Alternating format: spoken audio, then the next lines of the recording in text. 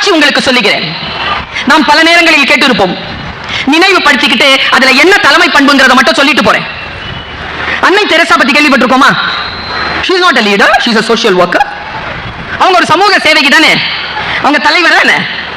நான் சொல்றேங்க, அமைதிக்கான நோபல் பரிசு கிடைத்தது அந்த அம்மாக்கு. she is a leader.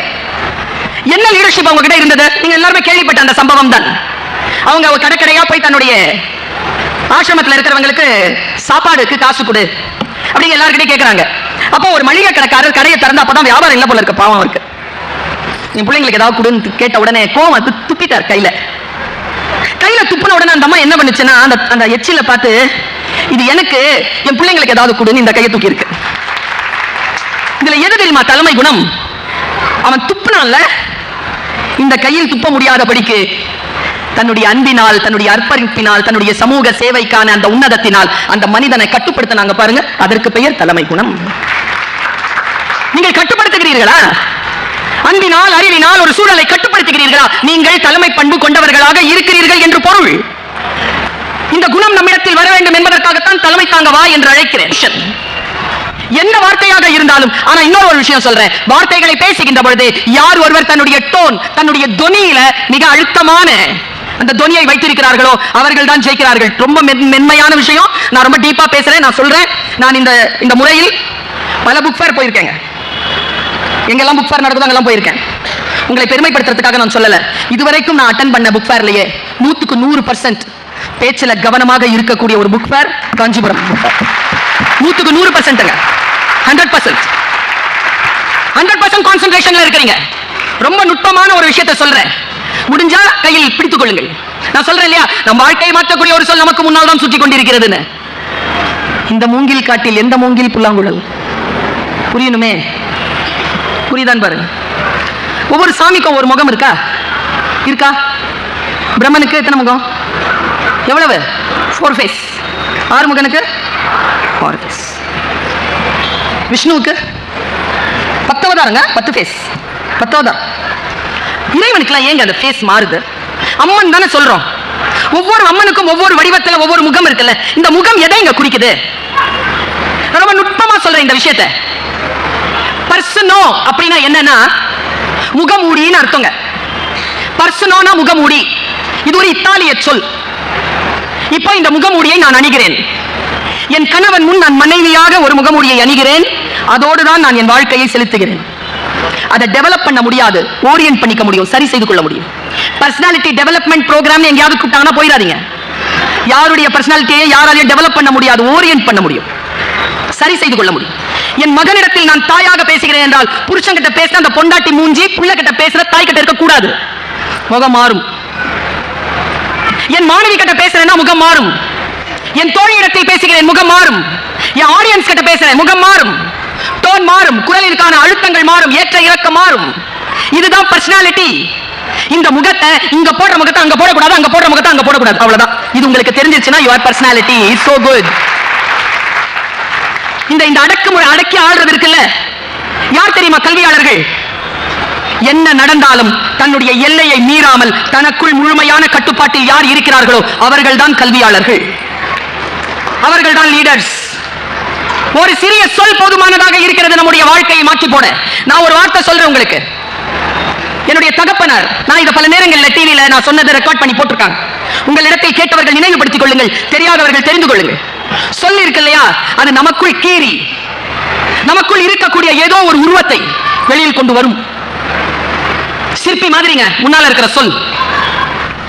அந்த சொல் இருக்குல்ல, எனக்குள் ஒரு கல் மாதிரி நான் இருக்கிறேன்னா அந்த கல் உளியினால் வடிவமைக்கப்படுகின்ற பொழுது எனக்குள் இருந்து ஒரு சிலை வருகிறது.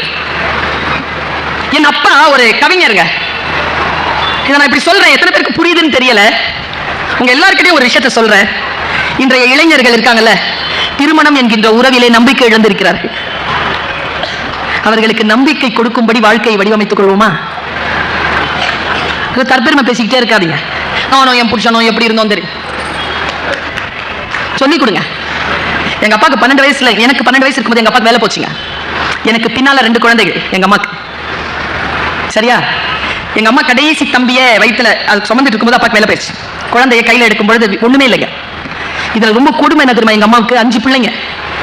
அப்பா சேர்த்து வச்ச அந்த சம்பாத்தியத்திலிருந்து கொஞ்சம் கொஞ்சமா வாங்கினதை சேர்த்து வச்ச நகையை வித்து எங்க அம்மா ஒரு வீடு வாங்குச்சு.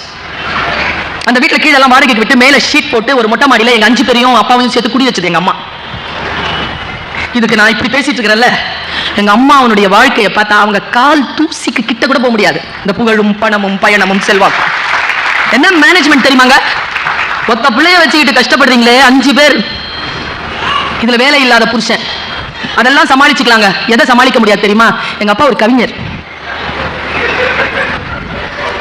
இந்த இவரையும் சேர்த்து தான் சொல்றேன். வெளியில எல்லாரையும் பாராட்டிக்கலாம் இவங்களெல்லாம், வீட்டுல புருஷனா அண்ணனா பையனா வச்சிருக்கிறது எவ்வளவு கஷ்டம் தெரியுமா? அப்படி பாரு எங்க அப்பா உடனே கவிதை சொல்றாருன்னு அர்த்தம், எல்லாம் பஞ்சா பறந்து போயிருவாங்க, நான் மட்டும் தான் சிக்குவேன். ஆனா எங்க அம்மாவுக்கு ஒரு விஷயம் தெரிஞ்சிருந்தது, அதைத்தான் சொல்ல வரேன். நான் இப்படி சொல்றேன், நான் சொன்னதில்லை இதெல்லாம், உங்களை பார்த்தா ரொம்ப நெருக்கமா உணர்றேன், அதனால சொல்றேன் சத்தியமா, அதனால சொல்றேன். எங்க அம்மாவுக்கு ஒரு விஷயம் தெரிஞ்சிருந்ததுங்க, புருஷன்காரனுக்கு சம்பாத்தியம் மட்டும் முக்கியம் இல்லை, பிள்ளைகளுக்கு கவிதை அறிவு கொண்ட இன்டெலெக்டா திங்க் பண்ணக்கூடிய ஒரு தகப்பன் பிள்ளைகளுக்கு தேவை என்பதனை என் அம்மா உணர்ந்திருந்தார்.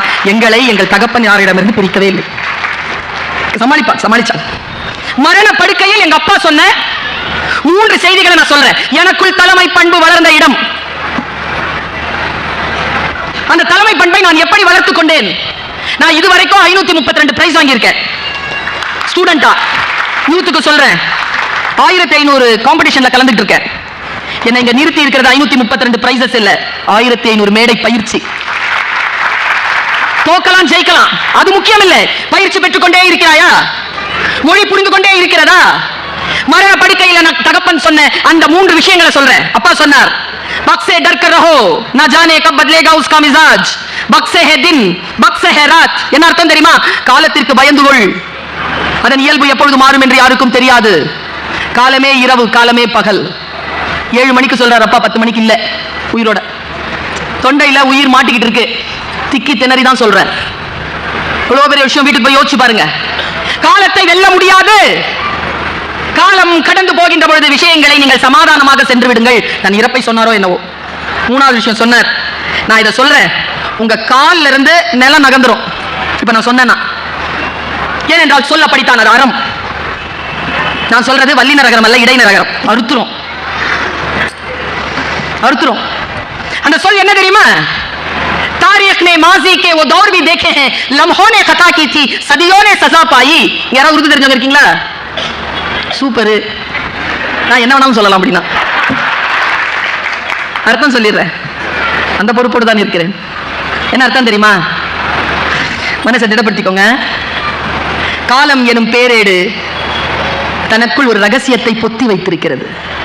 காலம் எனும் பேரேடு தனக்குள் ஒரு விஷயத்தை, ஒரு ரகசியத்தை பொத்தி வைத்திருக்கிறது. வினாடிகள் தான் தவறிழைக்கின்றன, தண்டனையோ யுகங்களுக்கு கிடைக்கிறது. வினாடிகளை காப்பாற்றிக் கொள்ளுங்கள் என் உறவுகளே, யுகங்களை ஜெயித்து விடலாம். வினாடிகள் மீது கவனம், வினாடிகள் மீது யார் கவனம் வைக்கிறார்களோ அவர்கள் தான் ஜெயிக்கிறார்கள். நான் இந்த யூத் பார்த்து கேட்கிறேன், நம்மள நிறைய பேர் கொரோனா பாஸ்ல இருப்பீங்களா தம்பி? இந்த 10th எழுதின பிள்ளைகளுக்கு மார்ச் 20 அறிவிச்சிட்டாங்க, நோ எக்ஸாம், லாக்டவுன். யோசிச்சு பாத்தீங்களா அவங்களுக்குலாம் +1 எப்படி கிடைச்சதுன்னு? +2 எக்ஸாம் நடக்கல, அவங்களுக்குலாம் மெடிக்கல் சீட் எப்படி கிடைச்சது தெரியுமா? என்ன தெரியல? அவங்க எழுதின ஹாஃப் இயர்லி எக்ஸாம் வச்சுதான். எவனாவது யோசிச்சிருப்பீங்களா இந்த ஹாஃப் இயர்லி எக்ஸாம் தான் என் ஃபைனல் எக்ஸாம்னு? அப்படி நினைச்சவன் ஜெயிச்சான். வினாடிகளை காப்பாற்றிக் கொள்ளுங்கள், யுகங்களிடம் இருந்து தப்பித்துக் கொள்ளலாம். அந்த வினாடியில் நாம் வாழ்கிறோமா? அந்த வினாடியை நாம் வெல்கிறோமா? எங்கே இருக்கிறது நம்முடைய தேடல் என்று பார்த்தால், பல நேரங்களில் நம்முடைய வாழ்க்கையில் நாம் செலுத்துகின்ற சிறிய சிறிய பிழைகள் நம் வாழ்க்கையில் மிகப்பெரிய இடர்பாடுகளை நமக்கு கொடுத்து விடுகிறது. நாம் இந்த ஜாக்கிரதையுடன் இருக்கிறோம். தலைவன் எப்பொழுதும் ஜாக்கிரதையா இருப்பான். தலைவனுக்கு அந்த ஜாக்கிரதை உண்டு.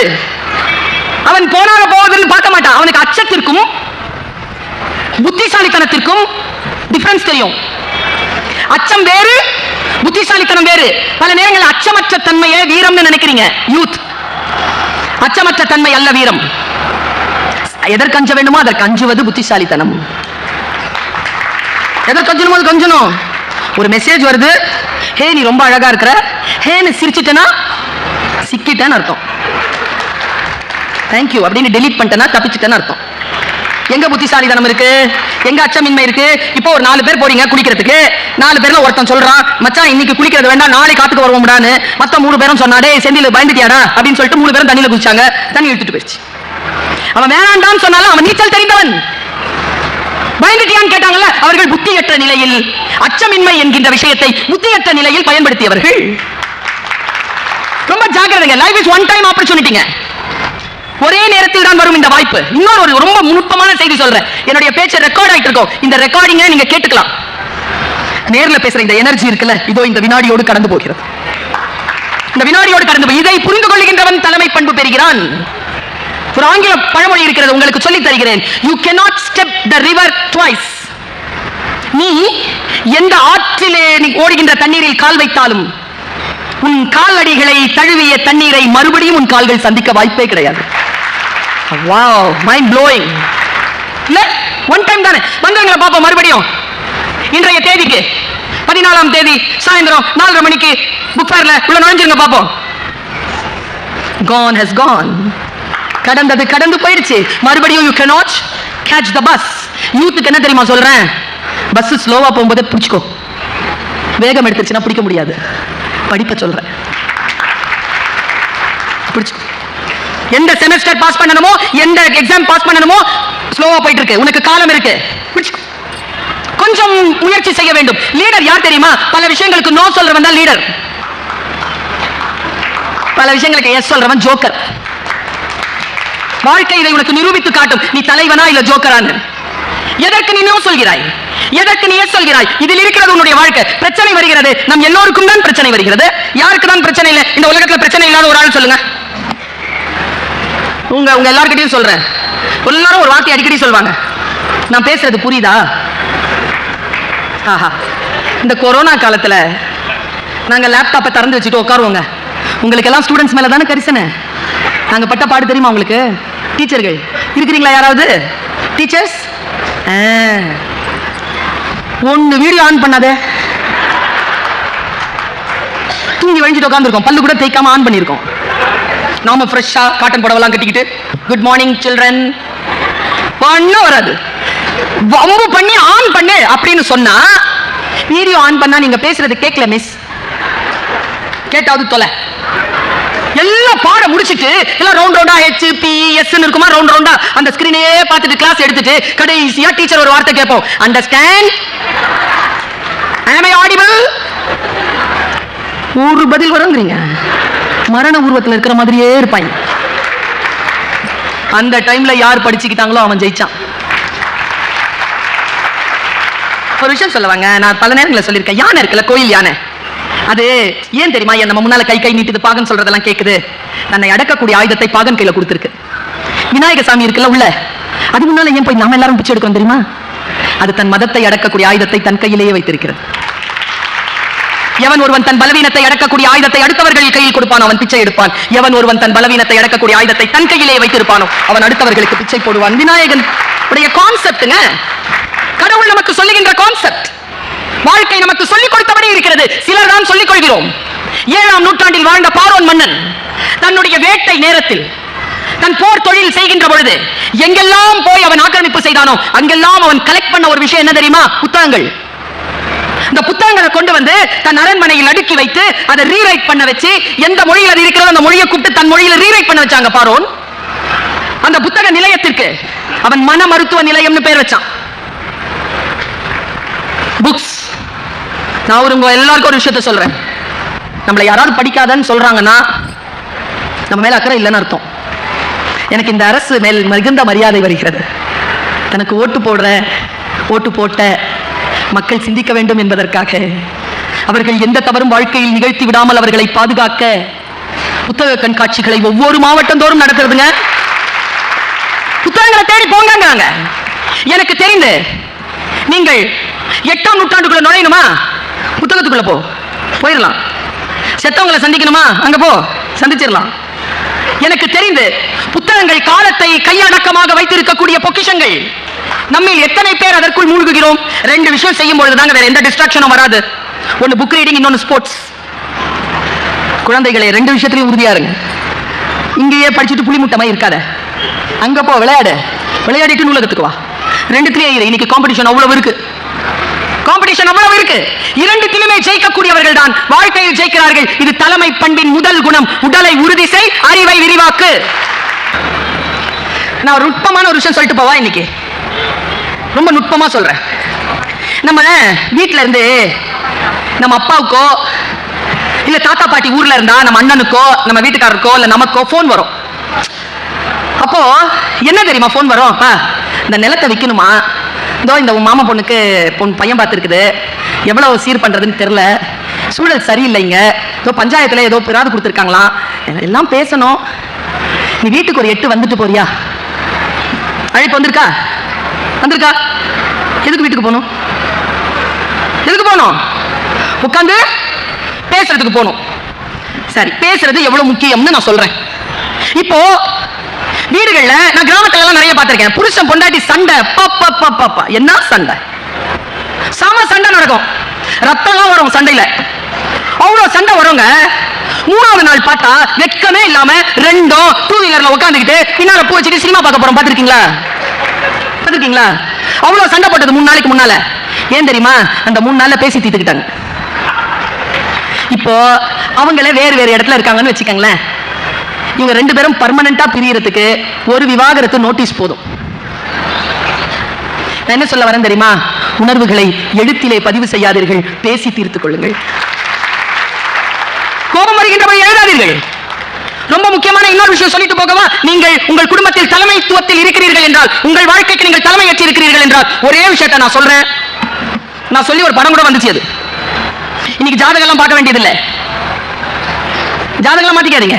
இந்த வீட்டு ஜாதகம், அந்த வீட்டுக்கு, அந்த வீட்டு ஜாதகம். இந்த பொண்ணு போன அந்த பையன் கிட்ட ஒரு 3 நாள், அந்த பையன் போன இந்த பொண்ணு கிட்ட ஒரு 3 நாள், விளங்கிரும், கல்யாணம் நடந்துரும். இன்னொரு விஷயம் உருதுல சொல்வாங்க, சட் மன்னி பட் பியா. என்ன அர்த்தம்? இப்போ நிச்சயதார்த்தம், உடனே கல்யாணம். இன்னைக்கு அப்படி இல்ல. இன்னைக்கு வேற வேலண்டைன்ஸ் டேவா.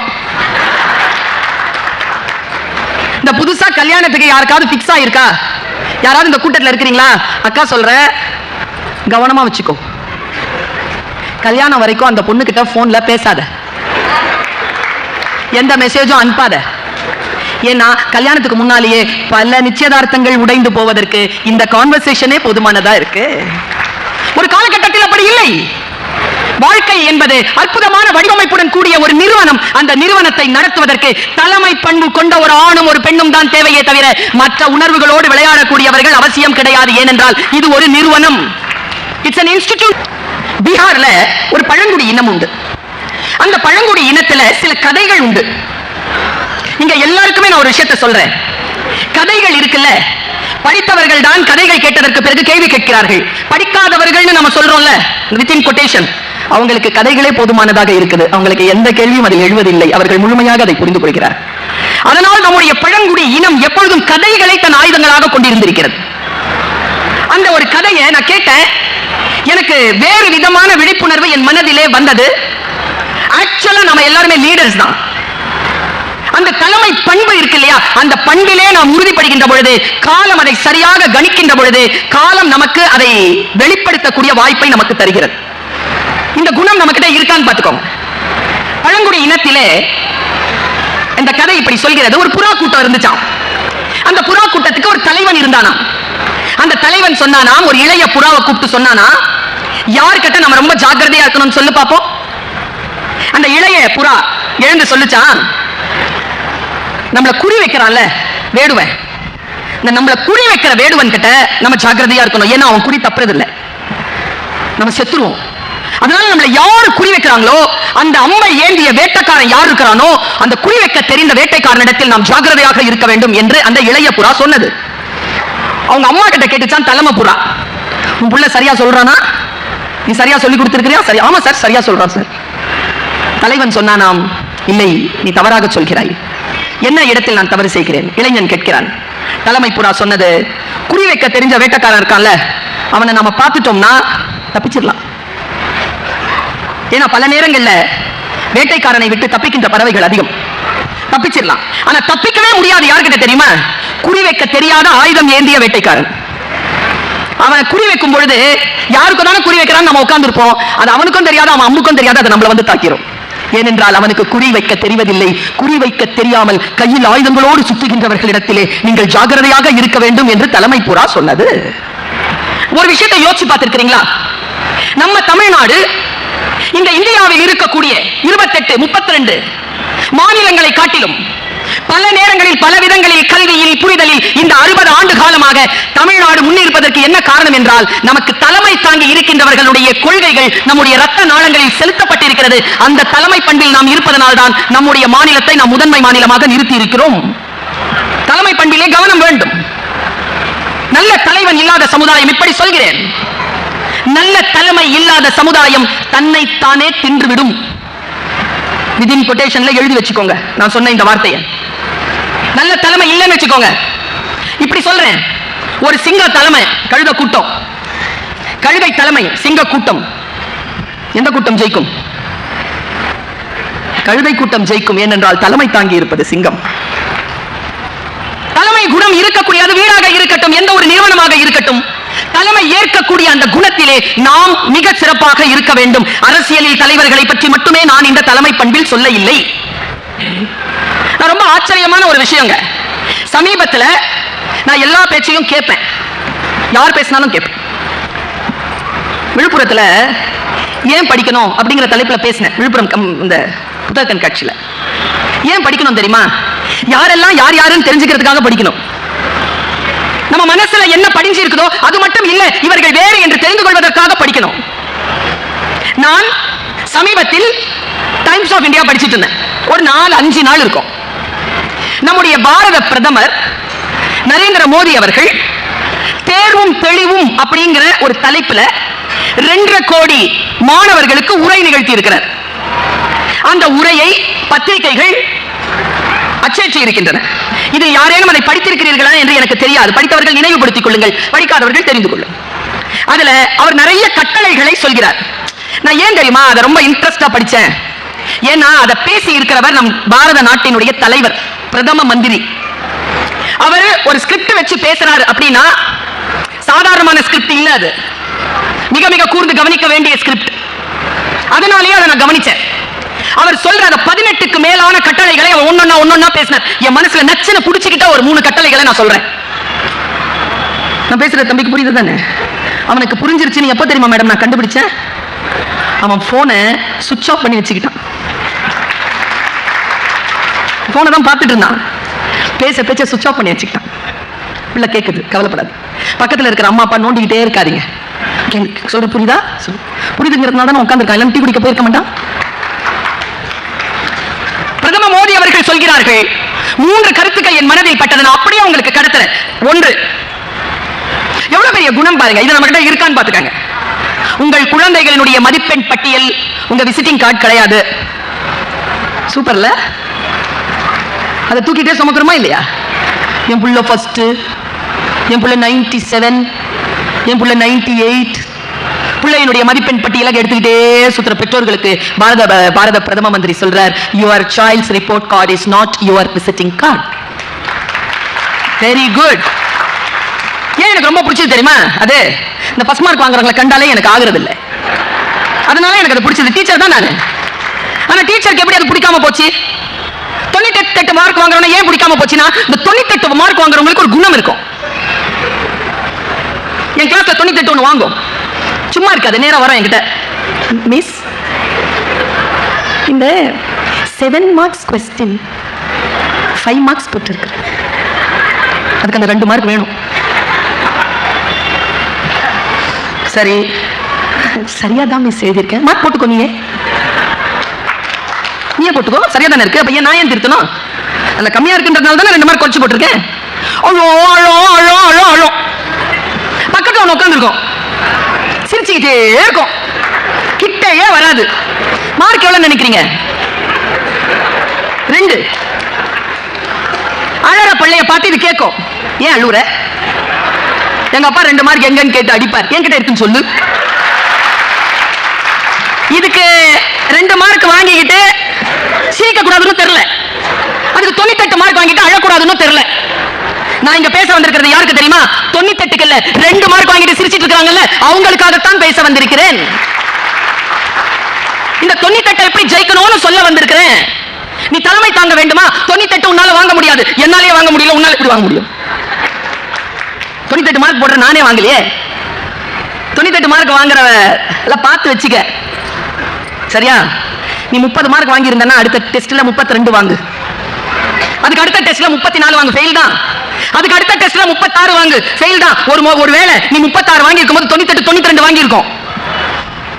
நான் சொல்றேன், ஜெயிக்கிறத பத்தி தெரிஞ்ச நான் சொல்றேன், 98ல இருந்து 92 அது தோக்குது, 30ல இருந்து 36 நீ ஜெயிக்கிறதுக்கான குணம் இதுதான். சொல்லிக் கொடுங்க, உங்களை நீங்களே ஜெயிச்சுட்டு வரதுக்கு சொல்லிக் கொடுங்க. அதனால தான் உங்களுடைய ரிப்போர்ட் கார்டுக்கு ப்ரோக்ரஸ் ரிப்போர்ட்னு பேரு. You show progress. ஒன்னொன்னுக்கு ப்ரோக்ரஸ். நான் 58% தான், ஆனா எம்ஏ முடிக்கும் போது university rank. Progress, show progress. 10 வருஷத்துக்கு முன்னால என்னுடைய பேச்சு நான் இப்பொழுது பேசுகிறேனே அந்த பேச்சு கிடையாது. Progress, show progress. That is called leadership. உனக்குள் இருக்கக்கூடிய தலைமை பண்பை நீ வளர்ப்பதற்கு நீ என்னவெல்லாம் முயற்சி செய்கிறாய் என்பதுதான் அடிப்படையில் நாம் சில விஷயங்களை தெரிந்து கொள்வதன் மூலமாக சில தலைமை பண்புகள் என்ன என்பது நமக்கு புரிந்து போகிறது. நான் இப்படி சொல்றேன், லாங்குவேஜ்ல பெஸ்ட் லாங்குவேஜ் இருந்த ஸ்பீக்கர்ஸ்ல ஒருத்தரா இருந்தவர் இந்த மண்ணின் மைந்தர் பேரறிஞர் அண்ணா. அவர்கிட்ட வியக்கிற விஷயம் என்ன தெரியுமா? அவர் தமிழ்ல எவ்வளவு சரளமா பேசுவாரோ ஆங்கிலத்திலும் அவ்வளவு சரளமாக பேசக்கூடியவர். இது பல பேர் நம் இளைஞர்களுக்கு தெரியல, இன்னைக்கு இருக்கிறவங்களுக்கு தெரியல. பேரறிஞர் அண்ணா பத்தி எல்லாம் இன்னைக்கு நிறைய பிள்ளைகளுக்கு தெரியல. அந்த குழந்தைகளிடத்தில் நாம் தலைமை பண்பை வளர்க்க வேண்டும் என்றால் இந்த மண்ணின் மைந்தர்களை உங்கள் குழந்தைகளின் வரலாற்றை தெரிந்து கொள்வதற்காக அவர்களுக்கு அறிமுகம் செய்யுங்கள். பேரறிஞர் அண்ணா முதல் அஜயன் பாலன் வரை சொல்லிக் கொடுங்க. இவர்கள் எல்லாம் தான் இந்த நாட்டில் வாழ்ந்து கொண்டிருக்கிறார்கள். இப்படி இவர்கள் வந்து கொண்டிருக்கிறார்கள் சொல்லுங்க. ஒரு முறை பாராளுமன்றத்தில் பேசுறாருங்க லீடர். என்ன பேச்சு தெரியுமா? தமிழர்களுக்கு அது என்னன்னு தெரியல, அறிஞர் அண்ணா காலத்துல இருந்து அப்படிதானா, நமக்கு சரியா நிதி ஒதுக்கல. சரியா? நாம போய் கேட்டோம்னா குடும்பத்து உறுப்பினர்கள் பேரெல்லாம் எல்லாரும் வச்சு பேசுறாங்க. அதனால அவங்களுக்குள்ள அந்த சண்டை இன்னும் ஓயல. என்ன சண்டை இருந்தாலும் தமிழ்நாட்டுக்கு வேண்டியது வந்து சேரல. சரியா? இந்த சிக்கல் அப்பவே இருந்திருக்கு. பாராளுமன்றத்தில் பேசுறார். யார் பேசுறாங்க அப்படின்னா பேரறிஞர் அண்ணா பேசுறார். தமிழக மக்களுக்கு சரியான உரிமைகள் வந்து சேர வேண்டும். அவர் பேசின பேச்சு இருக்குல்ல, நான் உங்க எல்லார்கிட்டயும் சொல்றேன், பாராளுமன்றத்தில் நம் உறுப்பினர்கள் பேசுகின்ற பேச்சு ரெக்கார்ட் ஆகுது, அது புத்தகமா வருது. முடிஞ்சா படிச்சிருங்க. இந்த படைப்பாளர் சொன்ன மாதிரி ரீல்ஸ் நம்பாதீங்க. இதை நான் சொல்லலைங்க, பிரதம மந்திரி 2-3 விஷயம் சொன்னாரு. சொன்னல ஒண்ணு தானே சொன்னேன். இன்னும் 2 விஷயத்துல ஒண்ணு, பிள்ளைகளே ரீல்ஸ் பார்க்காதீர்கள்னு சொல்லியிருக்காரு. 3வது விஷயம் சொன்னீங்கன்னா பெற்றோர்கள் பயந்து போயிருவீங்க. பயப்பட மாட்டீங்களே? உங்கள் குழந்தைகளை படுக்கையில் படுக்க வைத்தவுடன் உறங்குவதற்கு பழக்குங்கள். நாம தூங்கினாதானே அது தூங்குறது. சரியா? பேரறிஞர் அண்ணா பேசுகிறார். தலைமை பண்பு அவரிடத்தில் எப்படி இருந்தது என்பதற்கு அவருடைய இந்த பேச்சு போதுமானது. என்ன பேச்சு தெரியுமா? அவர் சொல்றார், போருக்கு செல்லும் ராணுவ வீரர்கள் இருக்காங்கல்ல, பாராளுமன்றத்தில் பேசுறாருங்க மனுஷன். போருக்கு செல்லுகின்ற போர் வீரர்களுக்கு பாதை அமைச்சு தரணும். அந்த பாதை அமைச்சு தரவங்க 2 பேர். ஒருத்தங்க ஸ்வீப்பர்ஸ், இன்னொருத்தங்க மைன்ஸ். இந்த 2 குரூப் இருக்கு.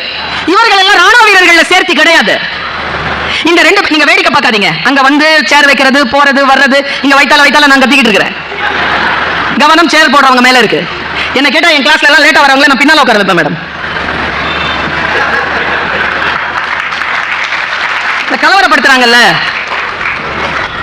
இன்னொரு ஒரு குறிப்பிட்ட விஷயம் என்னன்னா, என் கிளாஸ்ல யாரும் ஃபெயில் ஆகுறது இல்ல, ஃபெயில் ஆக விடுறது இல்ல, இப்படி பிடிச்சிருது.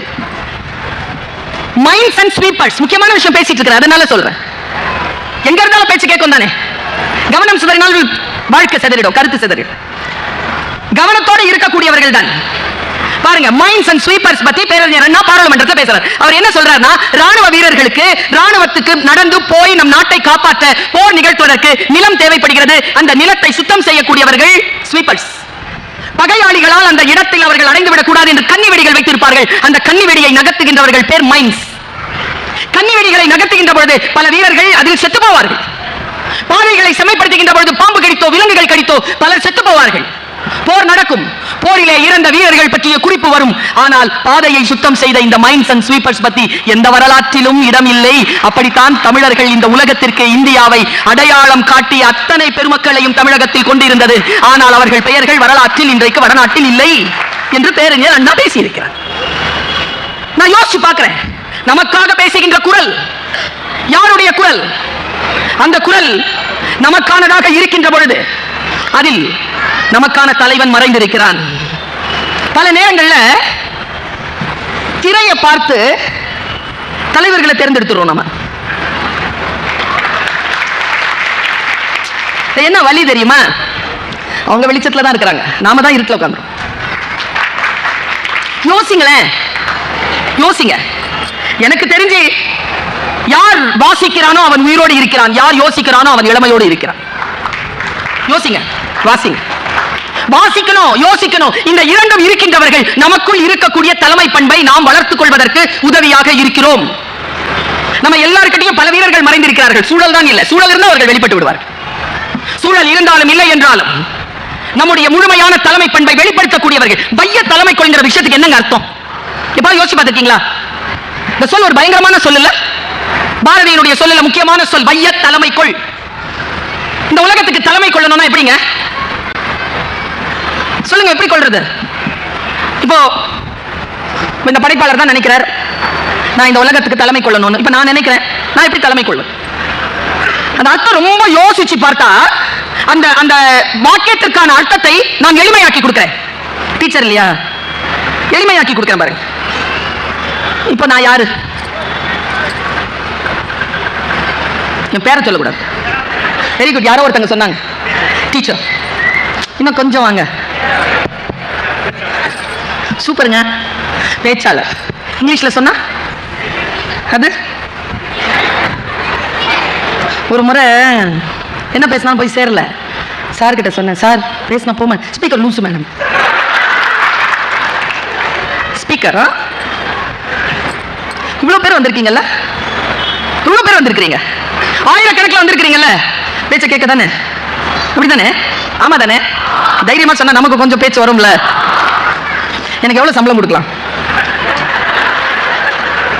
இந்த எவ்வளவு வேணாலும் கொடுக்கலாம், ஏமாத்தலாம் கூடாது. அதெல்லாம் கிடையாது. முத்தங்களால் வயிறு நிரம்புவதில்லை. சரி, நான் கேட்கிறேன், 1 கோடி ரூபாய் அனுராதா மேடம் ஓடியே போயிடுவாங்க. கலெக்டர் வரவே மாட்டார். இந்த பாரு, அந்த கோடியில போய் நின்னுக்க. கோடி ரூபாய்லாம் கொடுக்க முடியாது. சொல்லுவீங்களா? சரி, நான் கேட்கிறேன், இந்த 45 வயது கடந்திருக்கு எனக்கு. இந்த வயதில் படித்து படித்து படித்து உங்களை சந்திப்பதற்காக ஒரு பெண் புலம் பெயர்ந்து பயணம் செய்து செய்து செய்து வந்து நின்று என் ஆவி கமலத்திலிருந்து என் மூச்சை எடுத்து இதுவரைக்கும் நான் பேசிய இந்த பேச்சில் என்னுடைய ஆயுள் எவ்வளவு கரைந்திருக்கிறது என்று தெரியாது. மீண்டும் நான் பெற்றுவிட முடியாத என் ஆயுளை இதோ என் சிந்தனைக்காக தந்து கொண்டிருக்கிறேன். இந்த பேச்சுக்கு கோடி ரூபாய் கிடையாது. சினிமால நடிச்சா கொடுப்பீங்க தானே? எங்க ஐயா பெரியார்தாசன் தான் சொல்வார், உண்மையா ஒருத்த மேல இருந்து குதிக்கிறான், அவனுக்கு பேர் டூப்பு. குதிக்கிற மாதிரி ஒருத்தர் நடிக்கிறார், அவருக்கு பேர் ஹீரோ. உண்மையா குதிக்கிறவனுக்கு 1000 ரூபாய் சம்பளம், குதிக்கிற மாதிரி நடிக்கிறவருக்கு கோடி ரூபாய் சம்பளம். உருப்படுமா இந்த நாடு? அப்படின்னு நான் இல்ல, பெரியார்தாசன் ஐயா கேட்பேன். அப்ப நான் கேட்கிறேன், அப்ப நான் கோடீஸ்வரி ஆக முடியாதா? நான் அந்த வையத்தை தலைமை கொள்ள முடியாதா? நான் சொல்லுகிறேன், பர்வீன் சுல்தானா கோடீஸ்வரி தான். எப்படி? பணத்தினால் அல்ல. பர்வீன் சுல்தானா பேசுகிறேன் என்றால் எப்பொழுது 1 கோடி காதுகள் திறந்து கொள்கின்றனவோ அப்பொழுது நான் கோடீஸ்வரி ஆகிறேன். வைய தலைமை கொள்வது என்ன? எந்த துறையில் நீ இருக்கிறாயோ அந்த துறையில் உன்னால் மக்களை ஒன்று சேர்த்து விட முடியுமா? அவர் சொன்னார்ல, ட்ரெயின்ல நான் வந்துட்டு இருந்தேன், நான் எந்த வெளியீட்டு விழாக்கு வந்தேனோ அந்த புத்தகத்தை வைத்துக் கொண்டு எல்லோரும் பெருமை பேசிக் கொண்டிருந்தேன். சினிமா எடுத்ததை விட எழுத்துல ஜெயிச்சாண்டா அஜயம்பால் நான் நினைச்சேன் சொன்னார்ல, அங்கே அவர் ஜெயித்தார். எந்த துறையில் நீங்கள் ஜெயிக்கிறீர்களோ அதை விட மேலானதாக ஒன்றும் இல்லை என்ற அந்த வையத்திற்கு, அந்த உலகத்திற்கு தலைமை கொள்ளுங்கள். அந்த தலைமை பண்பு நம்மிடத்தில் இருக்கிறதா? நமக்காக யார் பேசுகிறார்கள் என்பதிலே நாம் கவனம் வைக்க வேண்டும். நாம் நமக்குள் என்ன பேசுகிறோம் என்பதிலே கவனம் இருக்க வேண்டும். இப்படி சொல்றேன், புரியுதான் பாருங்க. இன்னைக்கு இருக்கிற யூத் நிறைய பேர் வந்திருக்கு, எனக்கு ரொம்ப மகிழ்ச்சி. உடல் உறுதியும் அறிவும் விரிவாக்கி கொண்டே போக வேண்டும். அது நம்முடைய மிக நுட்பமான தகுதி. இன்னொரு விஷயம் சொல்றேன், லீடர் அப்படிங்கிறவன் யாரு அப்படின்னு சொன்னா, எல்லோரையும் விட சிறப்பானவன் இல்லை லீடர், தன்னை விட சிறப்பானவர்களை உருவாக்குபவன் லீடர். அதுக்கு எவ்வளவு டிட்டர்மினேஷன் இருக்கணும் தெரியுமா? அதுக்கு எவ்வளவு கமிட்மெண்ட் இருக்கணும் தெரியுமா? ஒரு விஷயத்தை செலுத்துறதுக்கு. எஸ் ராமகிருஷ்ணன் ஒரு வாட்டி ஒரு மேடையில் பேசிட்டு இருக்கிறார். உங்களைப் போலவே ஆர்வமாக நான் அதை கேட்கிறேன். என் வாழ்க்கையை மாற்றிய இன்னொரு ஒரு தருணம் அது. ஏனென்றால் யாருடைய உதவிகளில் இருந்து வரும் வார்த்தை நம் வாழ்க்கையை மாற்றும் தெரியாதுல்ல. எங்க அம்மாங்க 79 வயசு. நான் வெளியில கிளம்பி போறேன், முகமெல்லாம் நல்லா சீராக்கிட்டு போறேன். கேக்குது எங்க அம்மா. இதெல்லாம் என் சுய அனுபவம். நான் உங்களுக்கு கொடுக்கிறேன். நான் கோடி புத்தகத்துல கூட இருக்காது. என்ன அனுபவம் இல்லையா அது? நான் எழுதினா தான் இல்லைன்னா அது என்னோட போயிடும். அதான் வயசானவங்களோட பேச்சு கொடுத்துட்டே இருப்பேன் நான். அது ஒரு நூலகம்ங்க. யாராவது 80-70 வயசுல இறந்து போனாங்கன்னா எனக்கு ஒரு நூலகம் செத்து போன மாதிரியே இருக்கும். எங்க அம்மா கேக்குதுங்க, என்ன நீங்க ரெக்கார்டிங்கா? ஆமாமா. இல்ல ரெடி ஆயிட்டு போற? ஆமா. ஒரு விஷயம் சொல்றேன். நான் செருப்பு போடுற இடத்துல எங்க அம்மா ஒரு நிலை கண்ணாடி வச்சிருக்கோம். எங்க அம்மாவுக்கு வேற எப்படியும் என்ன வழிபடுத்த தெரியல. என்ன சரிமா சொல்லுவாங்க? செருப்பு போட்டு வெளியில போறதுக்கு முன்னால நீ வெளியில் போவதற்கு தகுதியான ஆடைகளுடன் இருக்கிறாயான்னு உன்னை பாத்துக்கோ. நான் செஞ்சதில்லை, எங்க அம்மா செஞ்சிருக்குது. நான் அதற்கு அடிபணிகிறேன். நல்லா இருக்கிய? இப்ப சொல்லிச்சு, 6 மாசத்துக்கு முன்னால் சொல்லிச்சு. அழகா இருக்கு. ஏன் இதெல்லாம் பண்ணாதான் நல்லா இருக்கிறேன்? நான் என் பிள்ளை எப்பவுமே அழகுதானே சொல்லிட்டு சொல்றாங்க. கேமரா முன்னால வந்தா மட்டும் நல்லபடியா போற. வீட்டுல எப்படி இருக்க சொல்றீங்களான்னு கேட்டேன். வீட்டுல இப்படி இருக்க சொல்லல, அழகா இருக்கணும்னு முடிவு பண்றல. ஆமா, அதுக்கு எவ்வளவோ முயற்சி பண்றல. நல்லா ட்ரெஸ் பண்ணிக்கிறேன், மேட்சிங்கா இதெல்லாம் பண்ணி எல்லாம் பண்றல. ஒரு கேமரா முன்னால போறது தானே இவ்வளோ. உங்க கண்களும் கேமரா தான். முன்னால போறது தானே இவ்வளவு பண்ணிக்கிற. உன்னை பர்மனண்டா ஒரு கேமரா பார்த்துக்கிட்டே இருக்கு. அதுக்கு முன்னால அழகா இரு. கடவுளை சொல்றாங்க. அவங்களுக்கு தெரிஞ்ச அளவில் என்னை வழிபடுத்திக் கொண்டே இருக்கிறார். சொற்கள் வந்து சேர்ந்த வண்ணம் இருக்கிறது. யார் பேசினாலும் உங்களுக்கு புரியுதா? You are a leader. அந்த டோன்ல இருக்கக்கூடிய வலி உங்களுக்கு புரியுதா? You are a leader. பைபிள்ல ஆக பெரிய மன்னனாக சொல்லப்பட்டவன் சாலமோன். பேரழகன், பெரும் ஆடைகளை அணிவான். அவனை போன்ற ஆடைகளை வேறு யாராலும் அணிய முடிந்ததில்லை என்ற வரலாறு படைத்தவன். அவ்வளவு charismatic king. இந்த ஏரா ஈவன் டேவிட் கூட அவ்வளவு அழகா இருக்க மாட்டானா? சாலமன் அவ்வளவு அழகா இருப்பான். அந்த charismatic லுக்குக்காகவே அவன் அவ்வளவு பாராட்டுவாங்க. ஆனால் அதனால் அவன் வரலாற்றில் பெயர் பெறவில்லை. அவன் வரலாற்றில் எதற்காக பெயர் பெற்றான்னு ஒரு சொல்றேன். குதிரை வந்துகிட்டு இருக்கு, படைகள் வந்துட்டு இருக்கு. ஒரு மரத்துக்கு கீழே எறும்புகள் ஓடிட்டு இருக்கு. அந்த எறும்புகள்ல ஒரு எறும்பு சொல்லிச்சான், குதிரைப்பட சத்தம் கேக்குது, நம்ம எல்லாம் ஒதுங்கிடலாம், இல்லைன்னா செதஞ்சிருவோம். அப்போ அந்த தலைமை எறும்பு சொல்லிச்சான், பயப்படாத, வர்றவன் சாலமோன், நம்ம பேசிட்டு இருக்கிறத அவரை கேட்கும். யாருங்க லீடர்? யார் தப்பு செஞ்சான்னு பாத்தீங்கன்னா நீங்க முதலாளி, தப்பு எங்க நடந்துச்சுன்னு பாத்தீங்கன்னா நீங்க லீடர். அது பாக்குறீங்களா? யார் தப்பு செஞ்சா அப்படிங்கறத நம்ம வந்து கார்னர் பண்ணிக்கிட்டே இருக்கிறோம். அடிப்படையில் சொல்கிறேன், எஸ் ராமகிருஷ்ணன் அவர்கள் பேசிக் கொண்டிருந்த ஒரு செய்தி என் வாழ்க்கையை மாற்றுச்சுன்னு சொன்னேன் இல்லையா? அவங்க சொன்னாங்க ஒரு பெரிய கடலாம். யார் எழுத்தாளன்னு சொன்னான் சார். அந்த எழுத்தாளர் யார்? எழுத்தாளர் எனக்கு தெரிந்து எழுத்தை ஆள்பவன், அந்த எழுத்துக்கு தலைவன். அந்த எழுத்து என் வரைக்கும் வந்து சேர்ந்திருக்கிறது. எனக்கு தெரிஞ்சு இன்னைக்கு இருக்கக்கூடிய ஆக சீனியர் ஒரு எழுத்தாளர் சொல்லுங்க. ஆக சீனியர் எழுத்தாளர், சங்க இலக்கியங்களை எழுதியவர்கள், நம்ம லீடர்ஸ்ங்க. அவங்க எல்லாம் 8 தொகை 10 பாட்டெல்லாம் எழுதி வச்சிருக்காங்களா? கொஞ்சம் படிச்சு பாருங்க. நம்ம வள்ளுவர் தாத்தா இருக்கார்ல, he is a leader. எப்படிப்பட்ட வார்த்தைகளை நமக்கு தந்துவிட்டு போயிருக்கிறார்கள். அவர் சொல்றார், பெரிய கடல், ஒரு பெரிய மீன், அந்த ஒரு பெரிய மீன் ஒரு சின்ன மீனை துரத்துச்சான். சின்ன மீனுக்கு பயம், ஐயோ நம்மள சாப்பிட வருதேன்னு பெரிய மீனுக்கு தப்பி ஓடுது. இந்த மீன் பசியில அந்த குட்டி மீனை துரத்திக்கிட்டே வேற ஏதோ வேட்டை கிடைக்கல. நேரா போய் ஒரு பாறையில மோதி நின்னுச்சு சின்ன மீன். பெரிய மீன் முன்னால ஆன்னு வாயை திறக்கும் போது குட்டி மீன் சொல்லிச்சான், இரு முழுங்கிடாத, இரு. யார் சமாதானம் பேசுகிறார்கள் தெரியுமா? அடி வாங்குறவன் தான். ஒரு நாள் அடிக்கிறவன் சமாதானம் பேச வர மாட்டானே, அடி வாங்குறவன் தான் சமாதானம் பேசுவான். இரு ஒரு சின்ன பேச்சுவார்த்தை பண்ணிக்கலாமா? என்ன நீ பெரிய மீன், ஆமா உனக்கு இவ்வளவு பசி, ஆமா நான் குட்டி மீன், ஆமா நான் சாப்பிட்டா உன் பசி போவாது, அப்புறம் என் உயிர் தான் போகும், என்ன விட்டுறலாம்ல, என்ன டீல் பாருங்க. பெரிய மீன் சொல்லிச்சா, கரெக்ட் தான், நீ குட்டி மீன் தான், நான் பெரிய மீன் தான், என் பசிக்கு நீ சரி வர மாட்டேதான், ஒண்ணு செய், உனக்கு பசிக்குதா? ஆமா இவ்வளவு தூரத்துலாம் பசிக்காதா? பசிக்குது, நான் பெரிய மீன் தானே, ஆமா இந்தா என்ன சாப்பிடு, நான் உன்னை விட்டுறேன். இஸ்ரா சொன்னார், அந்த கதை அப்படி ஒரு பழங்குடி கதை, அது அப்படி முடிக்குதா அந்த கதை. தன் முன்னால் அகங்காரமாக நிற்கும் அந்த பெரிய மீனை சாப்பிடவும் முடியாமல் அந்த பெரிய மீனுக்கு தன்னை உணவாக ஒப்படைக்கவும் முடியாமல் கையறு நிலையில் துடிக்கின்ற அந்த சிறிய மீனுக்காக எவன் ஒருவன் குரல் எழுப்புகிறானோ அவன்தான் தலைவனாக இருக்கிறான். அவன்தான் தலைவன். அந்த தலைமைத்துவம் நம்மிடத்தில் இருக்கிறதா? அடிப்படையில் நான் ஒரு விஷயம் எல்லாருக்கும் சொல்றேன், இவ்வளவு ஆர்வமா கேட்கறீங்கல்ல, ஒரு காலத்துல இருந்த மாதிரி நம்ம குழந்தைகள் நம்ம கிட்ட இருக்காங்களாங்க? எங்க அம்மா அழுதா வெங்காய பச்சடி, தயிர் பச்சடி, PhD எல்லாம் படிச்சவங்க. நான் அசோசியேட் ப்ரொஃபசர். நான் 24 வருஷமா ப்ரொஃபஸரா இருக்கிறேன். எங்க அம்மா கண்ணில் அப்படி கண்ணீர் வந்துச்சுன்னா, இறை மீது ஆணைங்க, இறை மீது ஆணை சொல்லக்கூடாது, சாட்சியா சொல்றேன், எனக்கு கலங்கிருங்க. எனக்கு நான் எங்க அம்மா எழுதாங்கன்னா அழுதுருவேன். நான் அழுறேங்க, ஏதோ ஒரு பிரச்சனை இல்லை. என் பையன் வந்து நின்று கேட்கறான், நல்லா தானே இருந்த காலையில இருந்து, என்னாச்சு, எதுக்கு அழுற? நான் ஏன் தெரியுமா இதை சொல்றேன்? இவன் இதாவது என்கிட்ட கேட்கறான், இவன் புள்ள இவன் கிட்ட என்ன கேட்கும்? எங்க விட்டுட்டோம் நாம இந்த பாண்டேஜ்? எங்க விட்டுட்டோம்? எப்ப பார்த்தாலும் பிரச்சனையே சொல்லிட்டு இருக்காத. எங்க அம்மாக்கு எங்க அம்மாக்கு 5 பிள்ளைங்க, எனக்கு ஒரு அண்ணன், ஒரு அக்கா, ஒரு தம்பி, ஒரு தங்கச்சி. நான் சாப்பிடலன்னு வச்சுக்கோங்க, தப்பு பண்ணி எங்க அம்மா கூப்பிடவே கூப்பிடாது, சாப்பாடு கூப்பிடாது. நான் போய் 3 வேளை பசியோட உட்காந்து, மானமெல்லாம் போயிடும் அந்த டைம்ல, ஒன்றும் இருக்காது. பசி வந்தால் இந்த 10வது தான் அந்த பிடிவாதம், அதுவும் போயிடுச்சு. அம்மா வந்து கூப்பிடவே கூடாது. நானே மானமா உயிரா, உயிரோட இருந்தால் தான் மானத்தை பற்றி பேச முடியும். போய் சாப்பிட்டலான்னு போய் சாப்பிட்ருக்கேன். அம்மாட்ட கேட்டு, என் பிள்ளை அப்படி விட முடியலையே, ஏன்னா ஒன்னே ஒன்று பயமுறுத்துதே. எங்க அம்மா கஞ்சி ஒன்று போனா ஒன்று, தாத்தா சரியா சொல்றேன், சரியா சொல்றேன், 3 நாளாவது பெற்றிருப்பார்.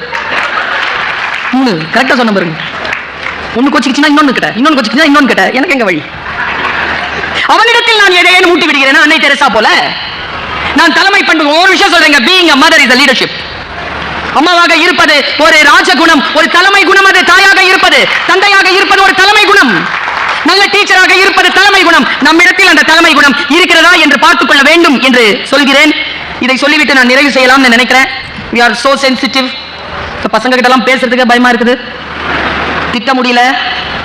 முதல்ல எங்க அம்மா வந்து டீச்சர்ஸ் கிட்ட சொல்லிட்டு போவாங்க, தோலை உரிச்சிருங்க, கண்ணை மட்டும் விட்டுருங்க, நான் மிளகா பொடி போட்டுக்கிறேன். எங்க அம்மாட்ட கேட்டிருக்கேன், நான் ஏன் கண்ணையும் நோண்ட சொல்ல வேண்டியது தானே, அதை மட்டும் விட்டுட்டு சொல்லுவேன். ஆசை பாரு, உனக்கு படிக்கணும்ல. எங்க அம்மாவுக்கு எனக்குமான கான்வர்சேஷன். இன்னைக்கு அப்படி இல்லை, 50 ரூபாய் கொடுக்கலங்கிறதுனால வீடியோ ஆன் பண்ணிட்டு போயிடறான், முன்னாலேயே தவிக்க தவிக்க போயிடறான்.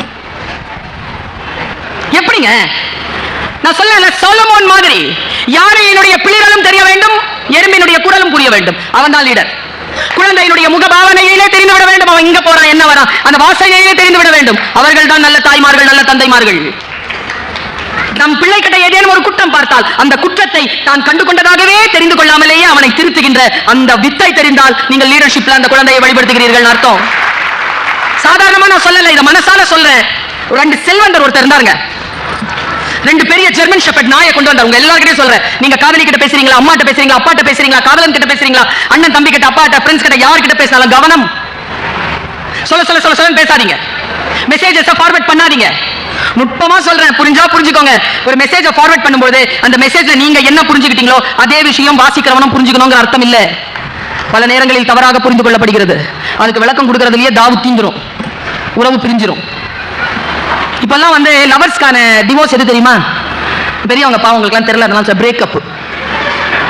அது லவர்ஸ்க்கான டிவோர்ஸ். இன்னைக்கெல்லாம் எவ்வளவு பிரேக்கப் நடந்துச்சோ. வேகமா கை தட்ட சின்ன பிள்ளைய பார்த்தாலே பக்குன்னு பிடிக்குது. ஆனா கொண்டாடு, ஐஸ்கிரீம் சாப்பிடு, கொண்டாடு. ஒரு விஷயம் சொல்லவா? பெரிய நாய் வச்சுட்டு 2 நாய் வச்சுட்டு ஒரு செல்வந்தர் போனான். திருடன் பார்த்தான் செல்வந்தரை, ஓவரா நடக்கிறாரு. அதை விட நாய் கம்பீரமா நடக்குது. நேரம் வந்தான், சார் இந்த ஊர்ல திருட நான், ஆனர் பயப்படாது, உங்க வீட்டுல திருட போறேன், சொல்லிட்டு தான் போறேன், காப்பாத்திக்கோங்க. ரொம்ப பந்தோபஸ்து பண்ணி நாயை நீச்சலாம் அவுத்து விட்டாருங்க. அது பாட்டுக்கு புலி மாதிரி சுத்துது வெளியில. 3வது நாள் கதவு தட்டுறான் திருடன். பெட்டி கொண்டு திறந்து பார்த்தா எல்லாம் வேல்யூபிள்ஸ்.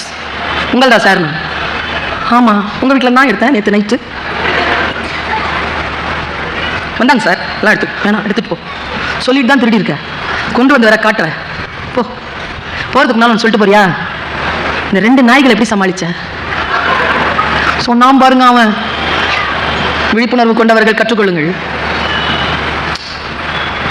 விக்கெட் கீப்பர் இருக்கான்ல, அவன் பிடிச்ச பால்லாம் கணக்கு இல்ல, விட்ட பால் தான் வரலாறு. பாலை விடவே கூடாது, பிடிச்சிருக்கும். விட்டீங்கன்னா அடுத்தவனுக்கு வரலாறு ஆயிடும். விடவே கூடாது. நாம தோக்கிறது மூலமா அடுத்தவன் ஜெயிப்பான். பாருங்க, இந்த 2 நாள் எப்படி சமாளிச்சா நான் சொன்னா பாருங்க. அவன் என்ன சார் போடுறதுக்கு டெய்லி கறி சிக்கன்? ஆமா, நான் மத்தி மீன் போட்டேன். ஒரு அம்மா திடீர்னு பிடிக்குது. ஐயோ மேடம் என்ன சொல்றீங்க? நாம சிக்கன் தான் போடுறோம், நம்ம கறி தான் போடுறோம், வெளியில மீன் போட்டுறாங்க. பயமா இருக்குங்க. அது என்ன தெரியுமா ஆச்சு? சாப்பிட்டுச்சா திருடிட்டேன் போயிட்டு வரேன் சார் போயிட்டான். இதான் பஞ்சு. கடைசி என்ன பண்ணாங்களா, நேரா அந்த 2 நாய்களையும் நடுக்கூடத்துல வச்சு உட்கார வச்சு இந்த பெரியவர் என்ன பண்ண சாஷ்டாங்கமா கால விழுந்துட்டான். மன்னிச்சிருங்கடா, 8 வருஷமா வளர்க்குறேன். அப்பா உங்க ருசி தெரியாம வளர்த்துட்டேன்டா. எனக்கு பிடிச்சது உங்களுக்கு பிடிக்கும்னு போட்டேன்டா. நான் செஞ்ச தப்பால உன் பரம்பரைக்கே நானும் வர்ற மாதிரி உன் நன்றி உணர்வை நீ விட்டுட்டியே. உன் நாக்கு ருசிக்காக நன்றி உணர்வு விட்டுட்டியே. அந்த நாக்கு ருசியை பார்க்காத பாவியாயிட்டேனே நான். மன்னிச்சிருடான்னு சொல்ல 2 பேர் காலையும் வந்து வணங்குறானா. இது நடந்து அடுத்த நிமிஷத்துல இருந்து அந்த 2 நாய் இப்படி உட்காந்துச்சு இல்லைங்க, நகரவே இல்லைங்க. எங்கேயும் நகரல. யூரின் பாஸ் பண்ணல, டாய்லெட் போல, சாப்பிடல, தண்ணி குடி, அப்படியே உட்காந்துருக்கு 2ம். 3 நாளா கெஞ்சுறார், கொஞ்சம் சாப்பிடுறா, அப்பா தப்பா சொல்லிட்டேன், கோச்சிக்காதீங்கடா சாப்பிடு. 9 நாள் பட்டினி கிடந்து ஒரு நாய் செத்து போச்சு. இன்னொரு நாய் 11 நாள்ல செத்து போச்சு. நாய்களுக்கே இந்த குணம் உண்டு, நன்றி உணர்வு. மனிதர்களுக்கு இருக்காதா? சொல்லுவதை சாஃப்டா சொல்லுங்க, டோன்ல கவனம் இருக்கட்டும். ஏன்னா நம்ம காலத்துல வாழ்ந்த மாதிரிலாம் இல்ல. இன்னைக்கு ரொம்ப சென்சிட்டிவா ஆக்கி வச்சிருக்குது இந்த ரீல், இந்த எக்யூப்மெண்ட். ரொம்ப நேரம் அதனுடைய இருக்கிறதுனால நமக்கான சயன் சக்தின்னு சொல்லுவாங்க, பொறுமையின் குணம் நம்மிடம் இருந்து விலகி போயிருக்கு. அடுத்து பார்த்துக்கிட்டே இருக்காங்க. ஒரு படம் பார்த்து முடிக்கணும்னா 3 மணி நேரம் காத்திருக்கணும். இன்னைக்கு ஒரு ரீல் பார்த்து முடிக்க 30 செகண்ட் போதுமானதா இருக்கு. 8 நிமிஷம் டாய்லெட்ல உட்கார்ந்து நம் கழிவுகளை வெளியேற்றுவது கூட தனிமையை தாங்க முடியாமல் போன் எடுத்துட்டு போய் நோன்ற ஆட்கள் தான் நம்ம கிட்ட நிறைய. தனிமையில் இருந்து பழகுங்கள். பிரார்த்தனையும் கலையும் வாசிப்பும் அதை கைகூட்டும். தலைமை பண்போடு இருப்போம். வாழ்க்கையில் பல நேரங்களில் ஜெயிக்கக்கூடிய வாய்ப்பு நாமும் பெறுவோம், அடுத்தவர்களுக்கும் ஏற்படுத்துவோம். எல்லோரையும் காட்டிலும் முன் செல்பவன் மட்டுமல்ல லீடர். எல்லோரும் சரியாக போகிறார்களா என்று பின்னால் நின்று பார்க்கின்ற நல்ல மேய்ப்பனும் நல்ல தலைவன் தான் என்று சொல்லிக்கொண்டு வாய்ப்பளித்தமைக்கு நன்றி பாராட்டி அத்தனை பேருக்கும் என்னுடைய வாழ்த்துக்களை சொல்லி நிறைவு செய்கிறேன். நன்றி, வணக்கம்.